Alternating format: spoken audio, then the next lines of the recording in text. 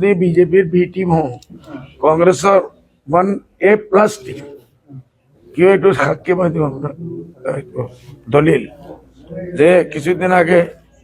গৌৰৱ গগৈ হিচাপে কৈ আছে বাকি সব কংগ্ৰেছৰ নেতাসকলে কৈ আছে যে আমি সব জায়গাত সিট দিম যে মাইনরিটি এরিয়া টোটাল 22টাই সিট আপনি অঙ্ক হিসাবে আহক 22টা সিটত যদি কংগ্রেসেও পুরা দেয় আমিও পুরা দিম বেশি থেকে বেশ ভাল যদি হয় 11-11টা হব না সকলের লাভ হব না আমার লাভ হব এটার মতলব কি হল যে 11টা ভিতরে 5-7টা কংগ্রেসও হারাব 11টার ভিতৰত 5-7টা আমিও হারাম ওয়াকওভার আমি দুইজনে মিলি কাক দিয়ে আছো হেমন্ত বিশ্ব শর্মা বিজেপি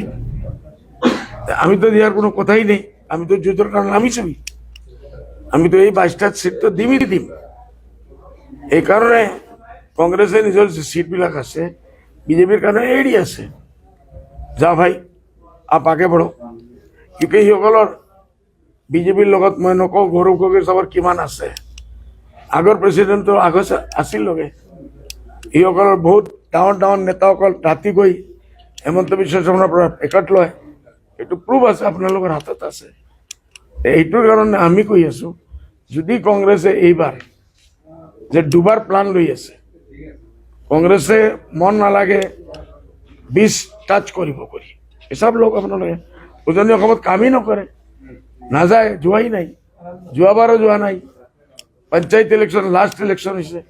পঞ্চায়ত ইলেকশনে কংগ্ৰেছে খোলাখুলি কৈছে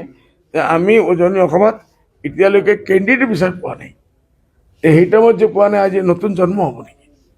জন্ম হলে 20-22 বছৰ লাগিব 25 বছৰ লাগিব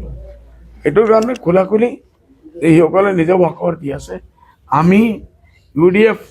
কোনোদিন বিজেপিৰ এজেণ্ট নাছিল আৰ যদি আমি বিজেপিৰ এজেন্ট 1 হওঁ এইসকল 1+।